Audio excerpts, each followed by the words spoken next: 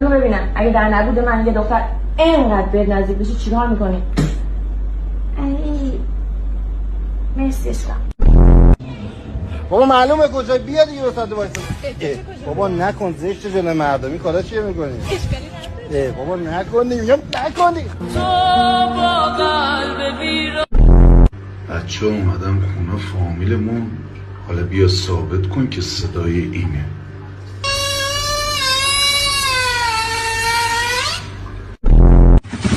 حاجی می اومدی تو داخل تو هوا گرم قربونت برم ما دیگه حاجی دوست دخترم داره میاد دوستش هم باش.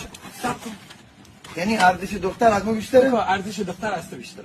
تو تخم چشم نگاه کن بگو ارزش دختر از تو بیشتره. ارزش دختر از تو بیشتره. بزن دورت بگرد. خودم هم میگم. یالا.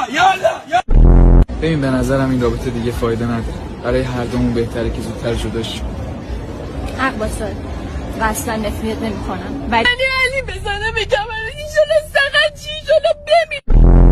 آقا ببخشید جونه چند؟ حالا من خواهن از شما باشه 300 از ما باشه 500. بیشور آب و دستمالو میگم. شرمنده من حقیقت چون شغل قبلی چیز دیگه ای بوده ذهنم اونجا همگی کرده. دستمال 50 آب 20 تومن. راستی شغل شما چی بوده قبلا؟ من حجامت در محل انجام میدادم. آها فکر کردم